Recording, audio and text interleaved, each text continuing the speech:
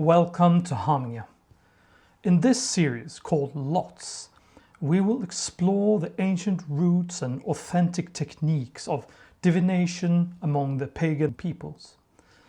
The Lots series is part of our divination education called Vetis on the Harmonia membership platform.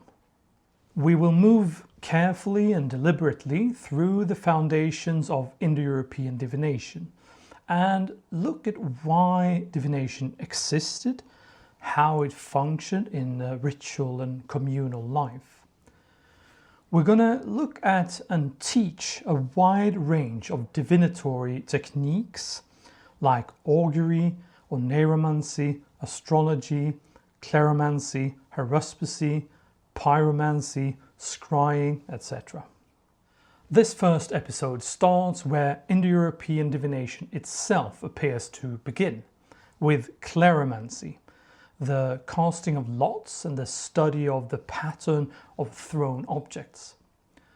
So the video starts with a guide to what divination really is and what it meant to our ancestors. So we don't just throw ourselves out in the unknown and start performing divination without standing on a stable foundation and understanding its basics. I will also explain the art of CLEROMANCY in detail. And then the second part of the video is an actual CLEROMANCY reading I did based on a member's situation and question or query. So stay tuned for that. Okay, so before we start speaking about techniques, tools and rituals, we must first be clear about what divination actually is, and just as importantly, what it is not. We don't lay the roof before we've laid the foundation and built the walls, as always on Harmonia. So the word divination comes from the Latin word divinatio, itself from a much older Indo-European root, meaning that which pertains to the divine or of the divine or from the divine. That said, for Indo-European peoples, the divine doesn't necessarily always mean a personal god or deity listening and responding at will. In its oldest sense, divination refers to that which arises from the divine order itself, from the way reality and cosmos is structured, allotted and arranged at a given moment. So divination reveals how things stand or lay and how we and our actions align with that weave or that structure. So when our ancestors practiced divination, they weren't always asking a god for advice. Often they were studying and consulting something more fundamental, the eternal cosmic order. And this order is not emotional. It doesn't persuade or comfort. It doesn't bend or desire. It simply is. Divination, then, is not a conversation in the modern sense. It's closer to taking a measurement, reading how cosmos, fate, time and circumstance are currently aligned. It is to ask, how does the world stand right now? What path is open? What path is closed? What has already been allotted? How do my actions align with open and closed paths, etc.? So divination was never merely about predicting the future. It was about reading allotments, discerning timing, and understanding how human action stood in relation to fate, to the gods, the ancestors, and the unseen structure of reality itself. To understand even better what I just said, and to understand this cosmic weave or eternal natural order that constitutes Indo-European pagans' worldview, I highly recommend that after watching this video, you go watch or listen to the Harmonia podcast episode 4 called Hartos. Weird word, but that's what it's called. I'll leave it here down here. It's one of those very fundamental episodes to understand your branch of paganism. Now, divination is the obtaining of information by divine or magical means that can't be gained in any other way. And when I say magical, I mean it in its most archaic definition, to influence events by using mysterious or supernatural forces without it necessarily being the help of a god per se. So divination is basically to tap into that cosmic weave or that structure in one way or another to obtain information. And it comes in many, many forms. The world and cosmos itself might be observed either through natural means, such as the swaying of trees or the calls of birds, or having spirits visit you and advise you in your dreams, or artificial, such as the casting of runes or lots, to see what the cosmic order is tending towards at that very moment. To our ancestors, divination wasn't primarily to predict the future in a modern sense, but to read the pattern already unfolding, to discern the will of powers that shape the cosmos itself. So basically a mode of perception, a way of standing in right relationship with the structure of reality, with the gods and fate. The result of divination was binding not because it was magical, but because it was understood to reflect how the world truly stood at that moment. A way to align oneself with that or what had already been set in motion. So basically to ask things like, is this action in harmony with fate? Has the time come? Are the powers aligned for this path, etc.?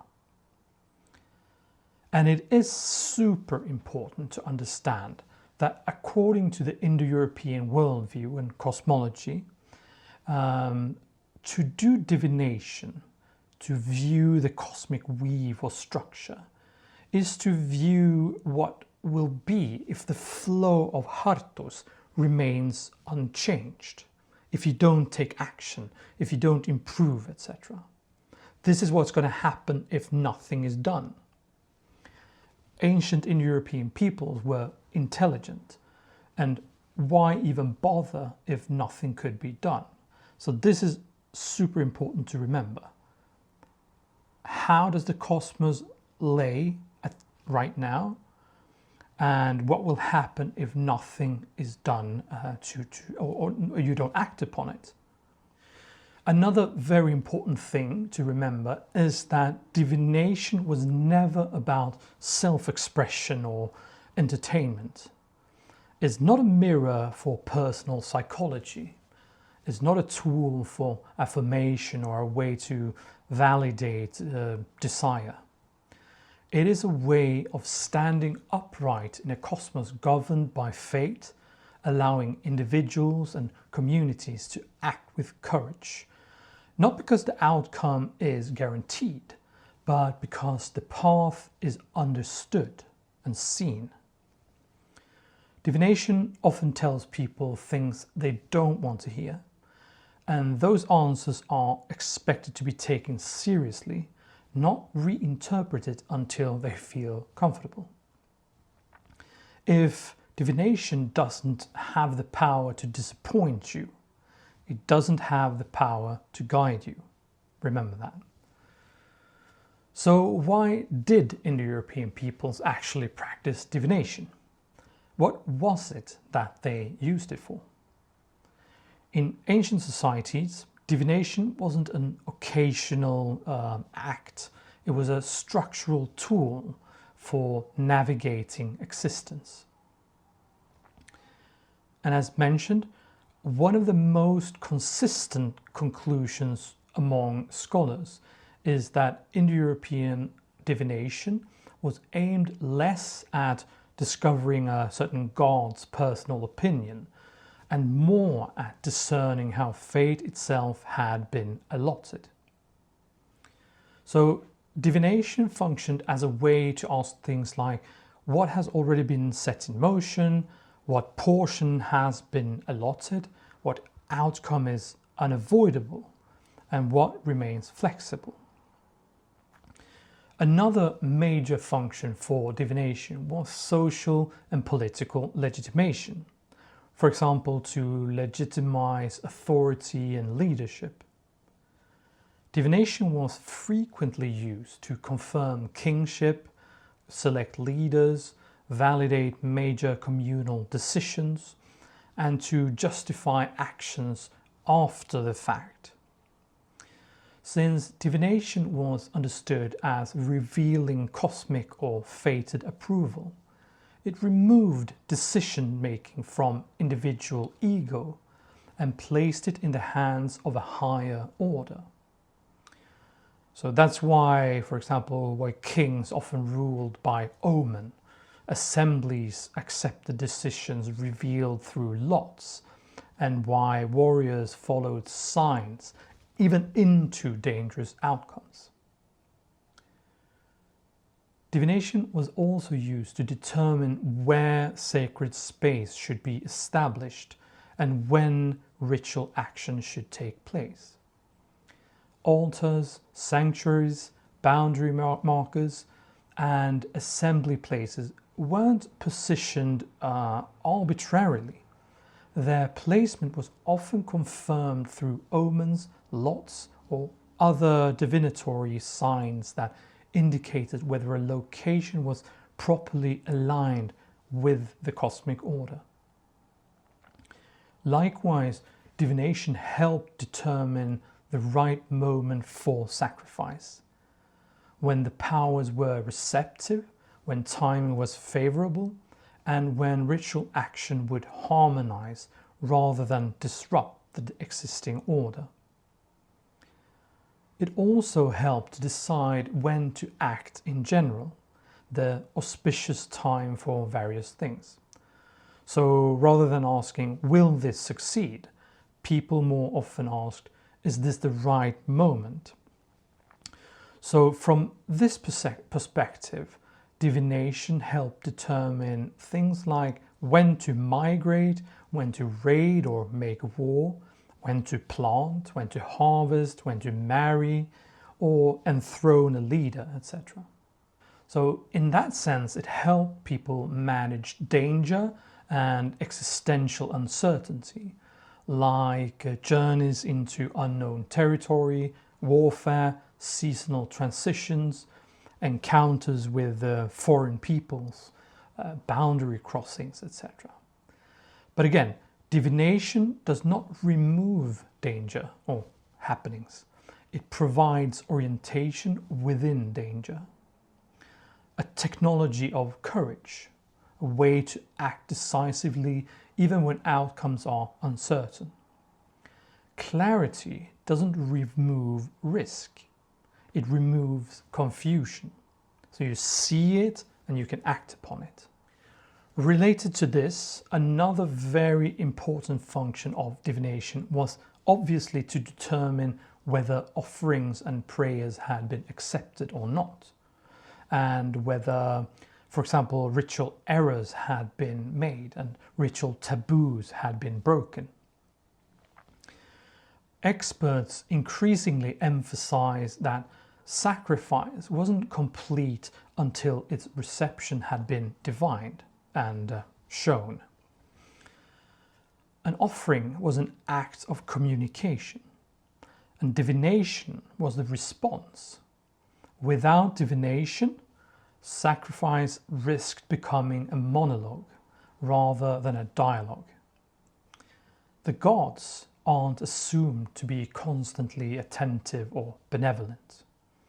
Their favor has to be tested, not presumed. Divination makes this testing visible and doable. So basically, as a ritual verification and corrective mechanism, and to read the response that also could identify where the break had occurred.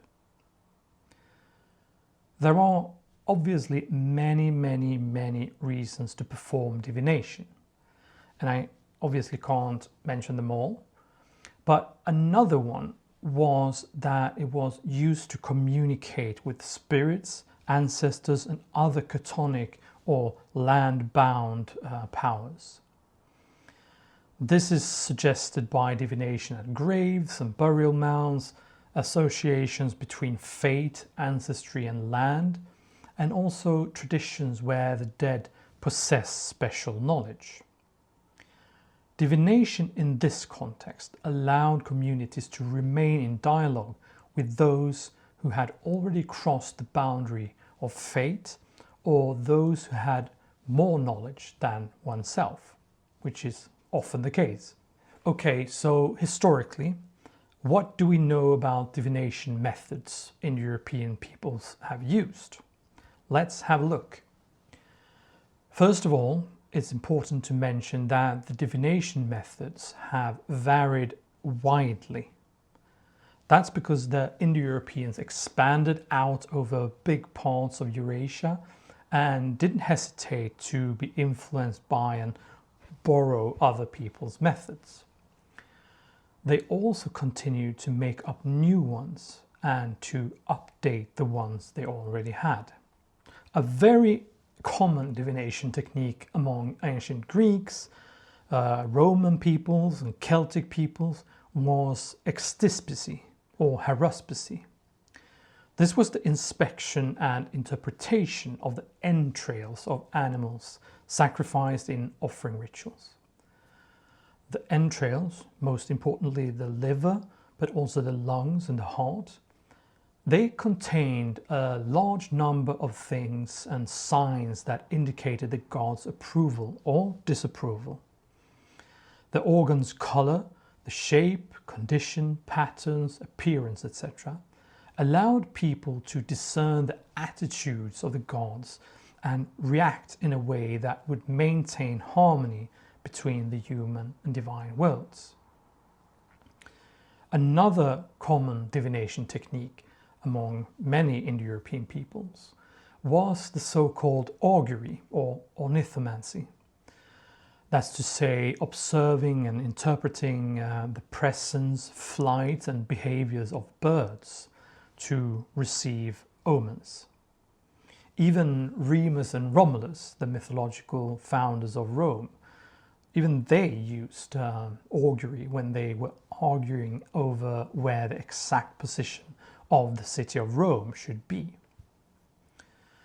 Geomancy is a sort of earth divination, observing and interpreting geographic features, the direction and strength of the winds, water patterns, etc. Every sign that could be read in nature. These natural signs were interpreted as responses from beyond the human realm. The very famous ancient Vedic knowledge and principles of design, layout, measurements, ground preparation, space arrangement and spatial geometry, called Vastu Shastra. It was based on this kind of insights. We have a full video and podcast episode about this Vastu Shastra, which I also highly recommend. It's very advanced. Pyromancy is divination by means of fire, flames and smoke. Considering the importance of fire, the fire god, fire rituals, etc. among Indo-European peoples and societies, it's quite likely that pyromancy was one of the earliest forms of divination. There are many different types of pyromancy, like throwing salt into the fire, burning plants, heating bones to produce cracks, etc., and read these signs. And you all know about astrology, so I won't go deeper into that now. but it's basically the study of the positions of celestial objects and how that can influence our lives and many other things. You'll find several excellent videos about astrology on this platform. Next we have oneiromancy, which is a divination form where we observe and interpret dreams and signs in those dreams and other altered states of consciousness. It was also common that various plants were used to produce or enhance dreamlike states of consciousness and to increase the amount of clear dreams and clear signs in one's dreams. Oneiromancy is found throughout the Indo-European world and also most likely one of the very oldest types of divination. It's also something I'll deep dive into in another episode of Lots, where I'll also show a very authentic and confidently reconstructed ritual. Again, the Lots series will explore and teach several of these techniques on the platform, each in its own episode. And in this episode, I will do a so-called CLEROMANCY reading for a member. CLEROMANCY literally means divination by lots or casting lots, and is among the oldest and most widespread divinatory practices across Indo-European cultures. A funny side note here is that words like cleric and clergy actually stems from the same word, CLEROMANCY. It is old and widespread not because it's dramatic or complex, but precisely because it is simple and stripped down. CLEROMANCY is ideally suited to mobile pastoral societies such as those of the early or earliest Indo-Europeans. The tools are portable, the ritual can be performed anywhere. Authority rests not in a permanent institution, but in the act itself. It requires only marked objects, a question, and the willingness to accept the result. CLEROMANCY is an overarching name and category of fortune-telling or divination, from which arise many other later divinatory and interpretive systems, like dice, runes, oracles, and ritual signs. All of them rest on this same foundational act, the submission of a question or query to sacred chance, to their lot. But not random chance, rather sacralized chance, where randomness becomes the visible surface of an unseen order. And across Indo-European cultures, we find the same basic logic repeated. Fate is allotted, portions are distributed, decisions are revealed through chants made sacred. Okay, so now let's get practical. How do we perform the sacred act of casting lots?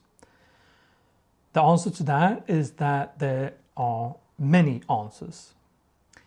In this class, I'll talk about several objects, tools, and techniques used by Indo-European peoples, and then we boil that down to and use one method with parameters, views, indicators, and beliefs that all Indo-European branches have in common.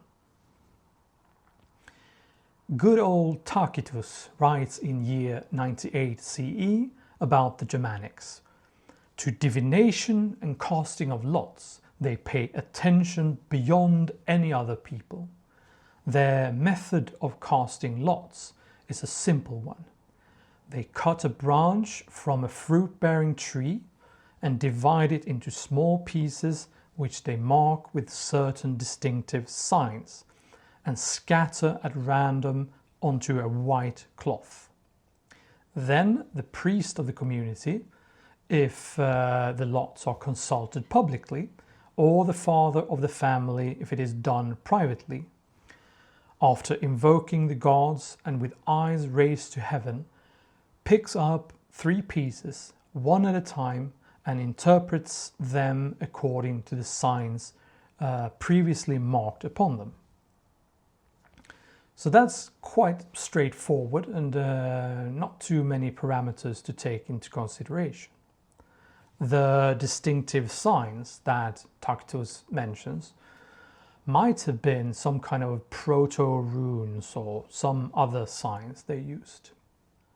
Among Greeks and Romans, we know of several lot casting methods and objects. One was the so-called astragaloi, where knuckle bones of sacrificed sheep or man-made imitations of them in pottery, metal or wood, which had 6 sides like some kind of proto-dice, which could be given a corresponding number or sign.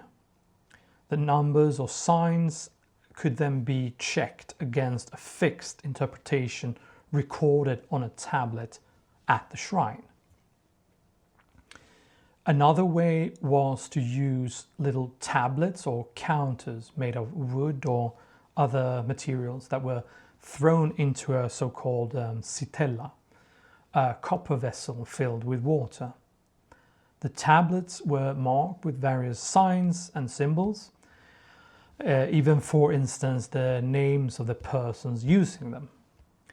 In later times they even had verses of poets like Virgil written on them, the verses which a person thus obtained being supposed to be applicable to him or her.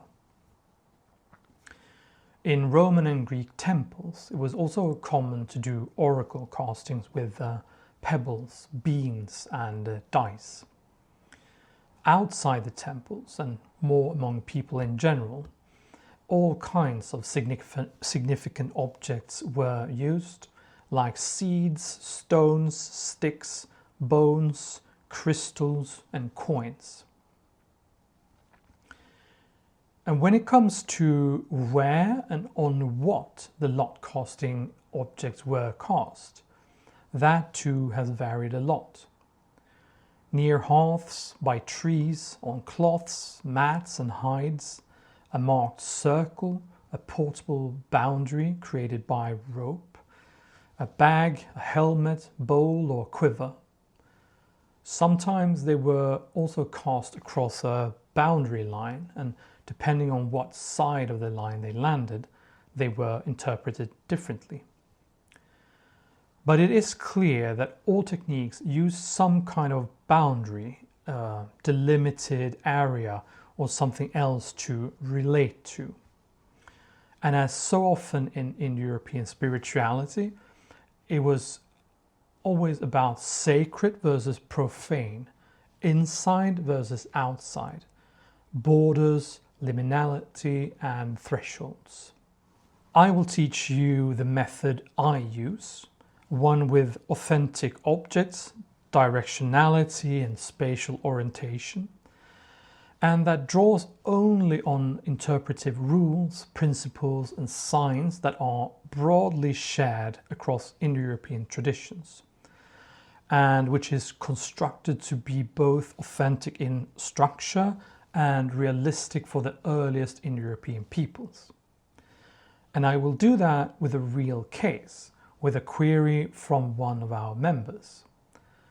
And to do that, the first thing we need is, of course, the query itself.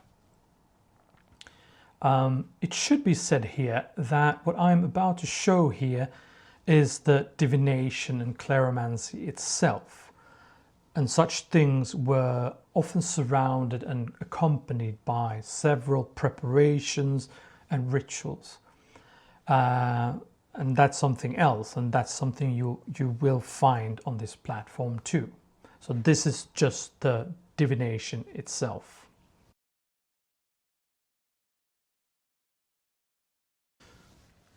Okay, we have received the question from our member and it's been fixed as it was given. We now move over to the act of divination itself. What follows is a structured act meant to reveal how this matter stands.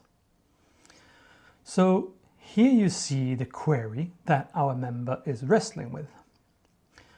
Does remaining on my current path truly serve my fate, or is it time for me to withdraw from it? And if I'm meant to leave it behind, what path or calling would better align with my dharma? It's a question that many people find themselves standing before today. The question of whether the path they're on still serves their fate, or whether its time has passed. They feel that they are moving, working and enduring, yet are unsure whether what they are carrying still belongs to them. It concerns work, direction and calling, but more deeply it concerns purpose and alignment, whether one's life still stands in right relation to what is required of them. Now, I often use this mat to cast lots on, one with a world tree. I really like this one. The world tree is obviously one of the most important myths and phenomena of Indo-European spirituality. And it gives me a good overview of whether things in the reading are related to the subconscious, to the crown, like for example things that are over obvious or top of mind, or even too much in focus. This mat also has a very clear sacred space and limits, so I straight away see what's relevant and what belongs to this matter and what doesn't. But in this video I'll use a very simple and basic square piece of linen fabric to make it feel as basic as possible, and also to show that you really don't need any fancy or advanced gear to cast lots. The most important here is, again, that you have clear borders and limits, so it forms a kind of enclosure. Next, the first and most important principle is that before the lots are cast, all rules must already be set, both for the practice and for the symbolism. This is because we don't want the meaning to emerge from the reading and interpretation itself, since if we start deciding and reading the meaning and symbolism after seeing the result and while doing the reading, then the divination is already compromised. So all of that should be set before the reading.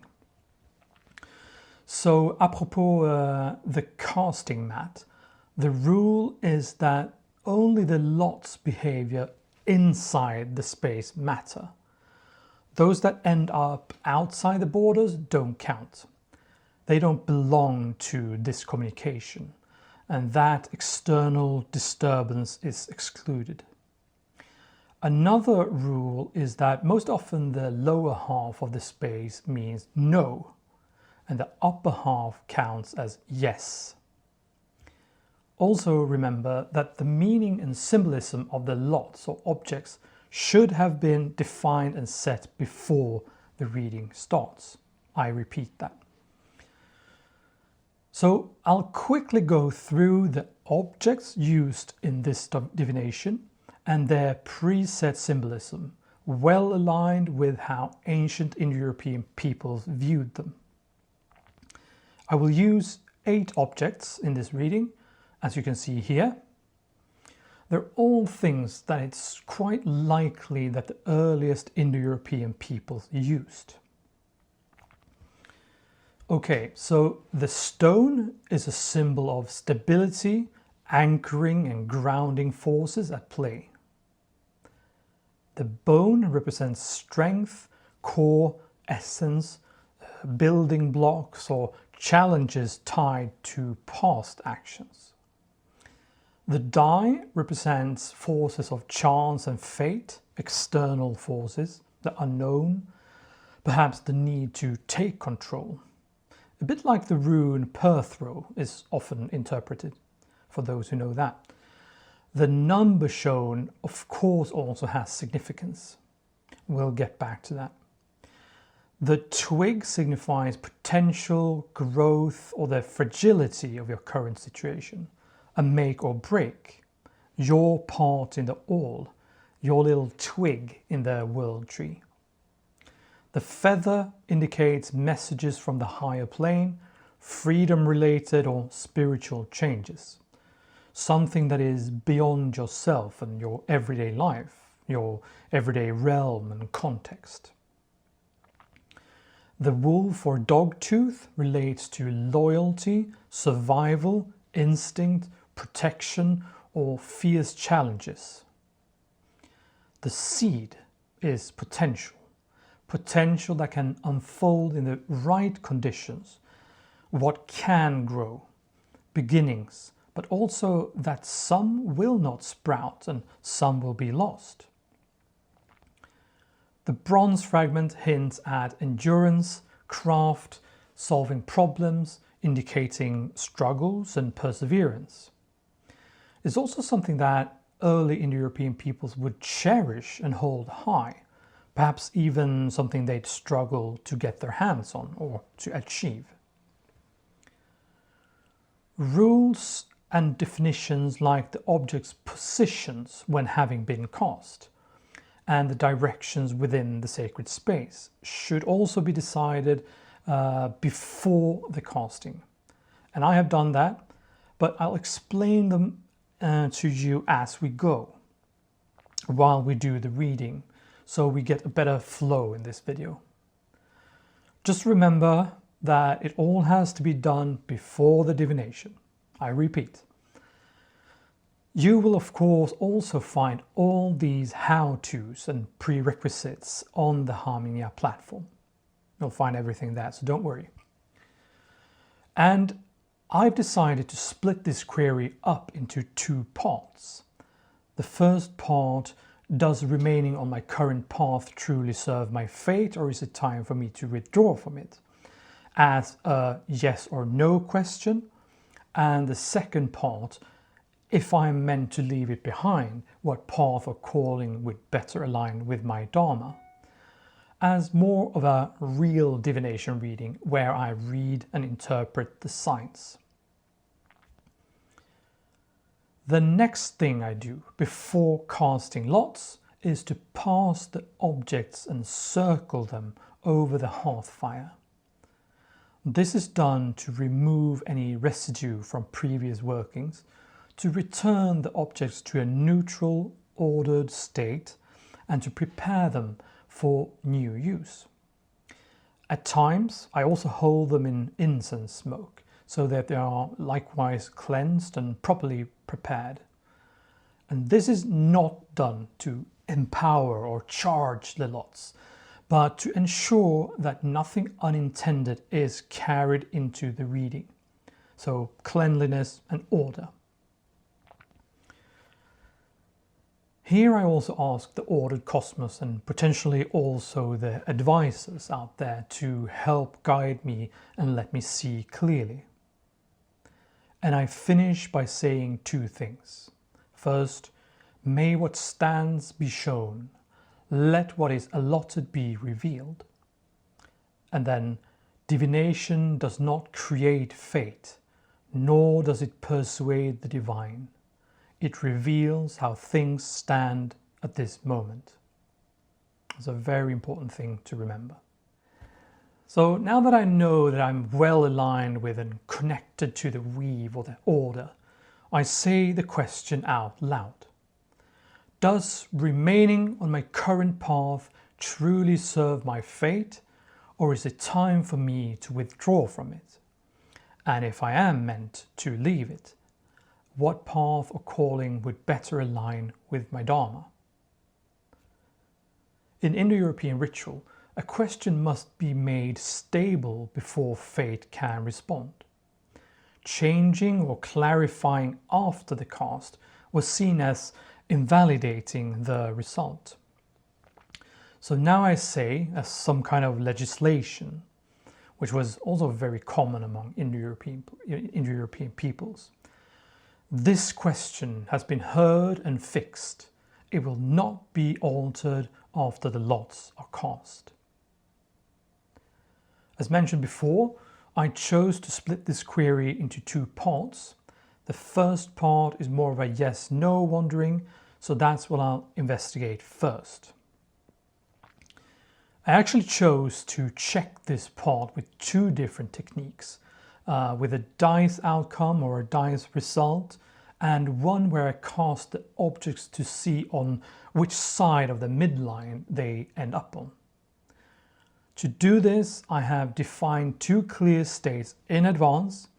For the dice, it comes down to whether the total sum of all the dice is above or below half of the max, above or below the midpoint, so to say. For the object casting, the rule is that above the midline means yes, and below the midline means no. So I'm looking at if the majority of the objects are on the upper or the lower half.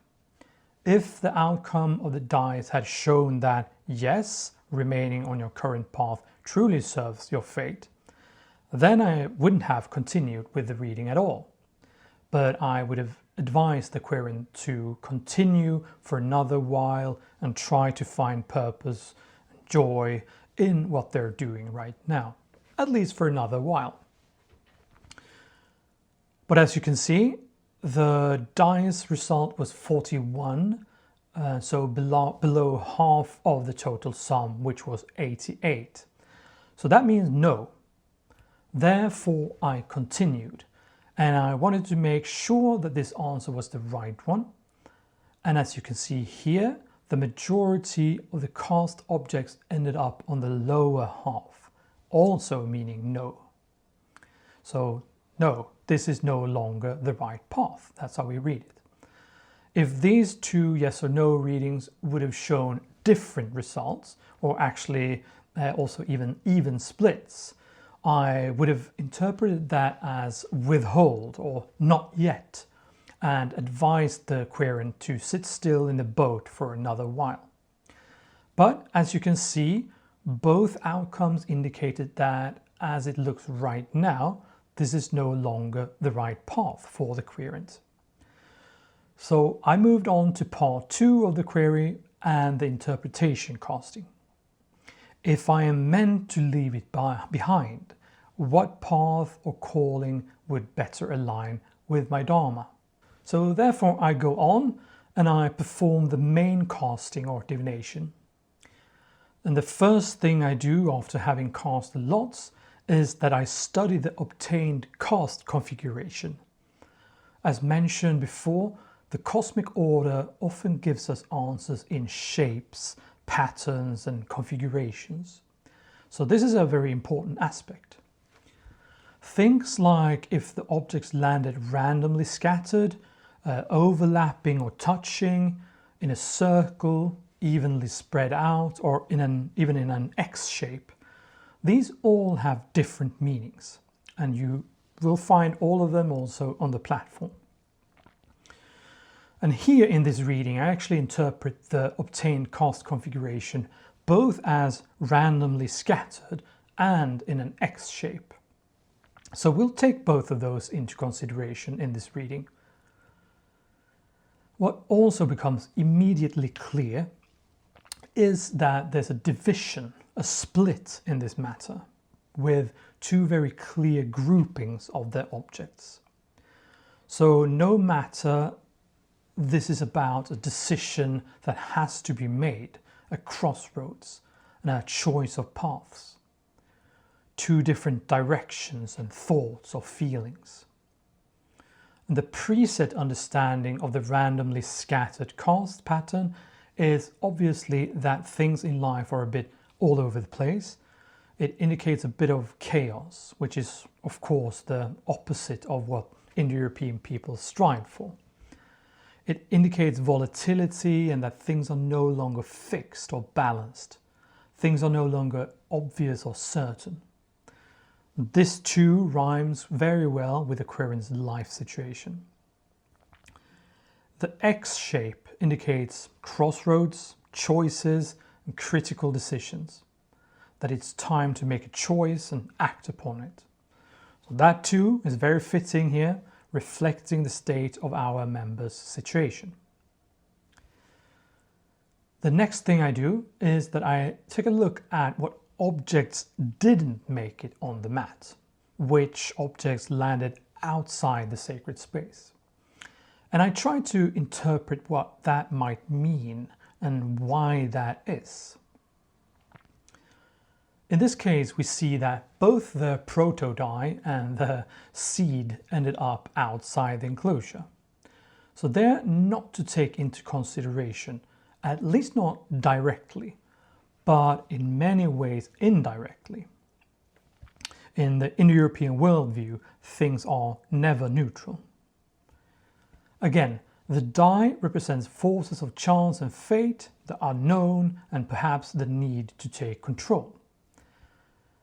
In this case, this might mean that the querent might feel helpless and not the one in control, that external events or others' actions will play a decisive role, but that the querent has the wish not to let external forces decide, but to take action themselves.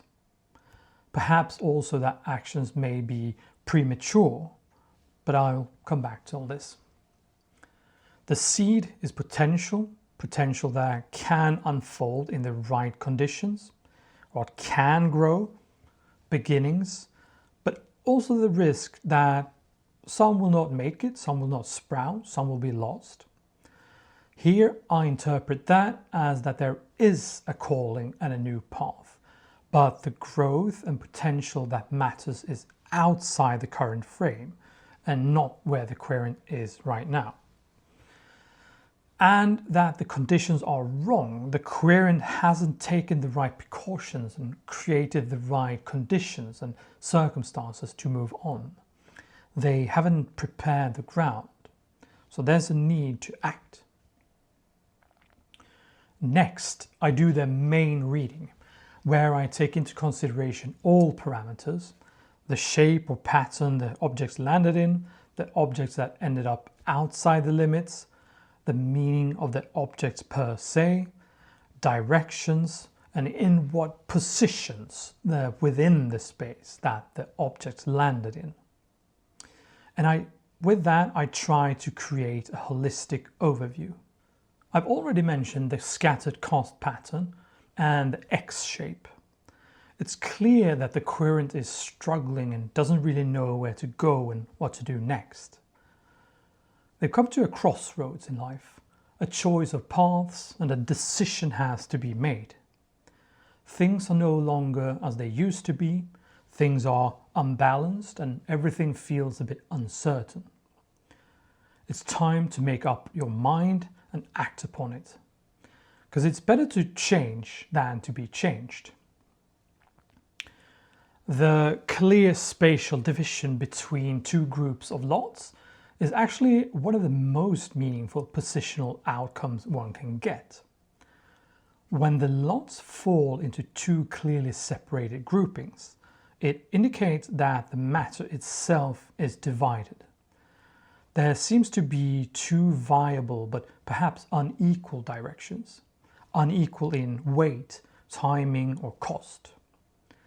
There are two paths, a tension between what must be left behind and what lies ahead, a separation of what is ending and what is emerging, what belongs to the current or receding phase, what belongs to a future or emerging phase.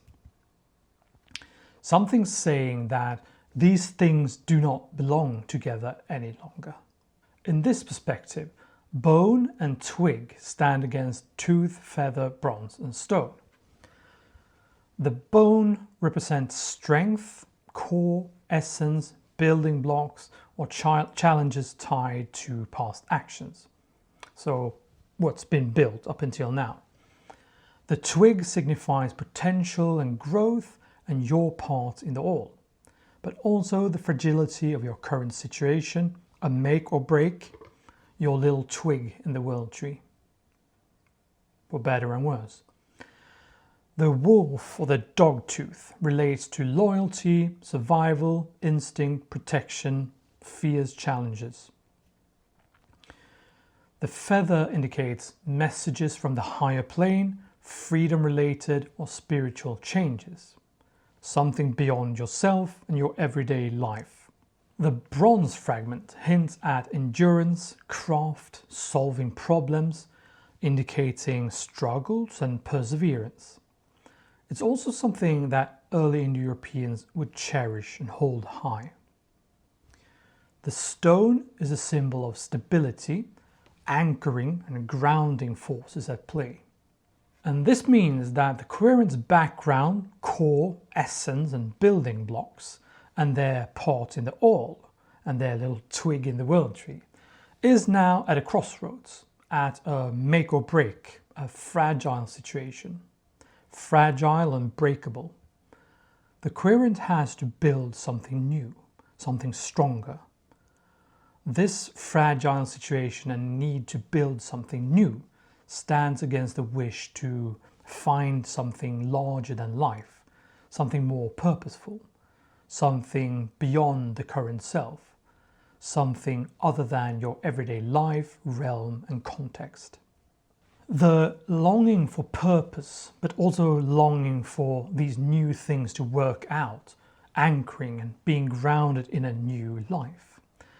This distance between what is and what the querent is looking for obviously won't come without uncertainty, doubt, hardships, challenges, hard work, etc. When I look at the very Indo-European view of that right is right, so to say, that right is better than left.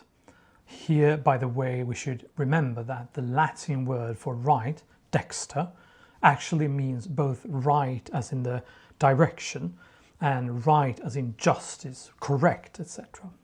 And left in Latin is sinister, so you hear what that indicates. Right is right. Then we can also see that the twig trumps the bone. The querent's wish to move on, find dharma, purpose and full potential trumps their core and essence based on what they've built up until now and where they stand right now. This desire is so strong that the querent has to act upon it, has to dare to throw yourself out into the unknown, has to dare to take on the challenges or risks, the risk never to feel fulfilled. Yourself as it is today is the past. Your true self is the future. In Indo-European worldview, the center is the holiest, the very core of the matter. And what's closest to the center here? Well, it's the bronze and the feather. The bronze talks about crafting, solving problems, challenges, but also something that's a real treasure. The core of the problem in this reading is to dare to take on this new journey, the hero's journey, to take action. Who dares wins, as they say. And of course it hurts when buds burst, pain for that which grows and for that which envelops, as Colin Boyer's famous poem starts. You have to do this, but there will be a cost and a price to pay. So how do we start tackling it? By defining what it is we really want, what we're meant to be and do, and let that vision and desire lead us. Dharma always wins in the long run. I'll use the famous Braveheart quote, "Fight and you may die, run and you'll live, at least for a while. And dying in your beds many years from now, would you be willing to trade all the days from this day to that one chance, just one chance, to come back here and tell our enemies that they may take our lives, but they'll never take our freedom?" You can never go wrong, and you can never lose if you follow Dharma. When it comes to directions, etc., we also know that Indo-European peoples considered up to be more sacred than down, and as previously mentioned, right to be more sacred than left. The stone is in the upper right corner, both the highest positioned object and position to the right. It is the object closest to cosmic order, the right action. So there's definitely a lesson and a message here. I interpret the stone in that position as that which must be borne, the burden. Both the burden felt right now in this challenging situation, but also the burden it'll be to actually change and build something new. That burden is real and it is right. It isn't accidental. It's about recognizing when what weighs on you is still rightly placed. Not all heaviness is misalignment. The key lesson here definitely isn't comfort, but about hard work. This weight stands where it belongs because you have to act upon it. You have to carry it. Considering this important position and the second part of the query, if I am to leave this behind, then what would be an indication of my real dharma and true self? I obviously can't tell you exactly who you really are and exactly what job title to take on next, etc. But the stone in that position, which is also about the future, what is yet to come, tells me that your dharma has to do with maintaining order, creating structure, bearing weight for others, selfless service, stewardship, guardianship, etc. Very aligned with the Indo-European warrior strata of society. I'll leave it up to you to interpret what these characteristics and fields mean to you. Diagonally from the stone, down in the left corner, we find the bone. Left and west means the past, sunset, death, etc. That, together with it also being in the low position, means that it is the furthest from what is right for you right now, furthest from the cosmic order and the right action right now. The bone might represent who you are right now, what you've been built up on up until now, the construction as it is right now, what you've been and done before. And the bone in the lower left corner tells me that the querent mustn't build their future out of what has already lived. The bone is what is left, not what grows. It belongs to the past and no longer stands in right relation to the present.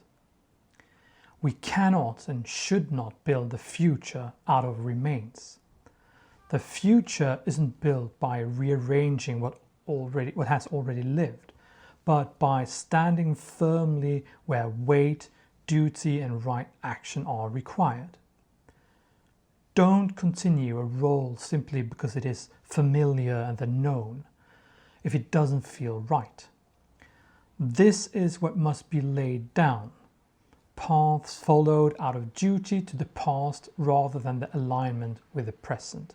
That has to be laid down.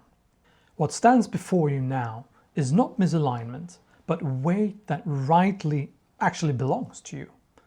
The path you're on has not become false simply because it is heavy. The burden you feel, both in remaining and in the thought of leaving, is real, and it is part of what you are meant to confront rather than avoid. So, to answer your question in a short way, based on how things lay and lean right now, no, remaining on your current path doesn't seem to serve your fate. And it seems you should focus on that your dharma points toward order, bearing responsibility, maintaining structure, carrying weight for the sake of something larger than yourself, whatever that means to you. Whatever form your future work takes, it should place you where others rely on your steadiness, judgment, and willingness to stand firm when things are difficult. Carry the weight that stands rightly before you and let the old forms fall away.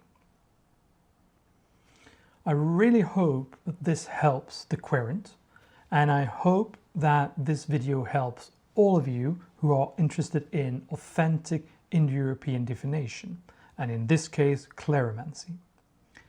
Again, you'll find all the full divination framework, the methods, parameters, interpretive guidelines, etc. on the Harmia platform. See you in the next episode, where we'll learn another divination method.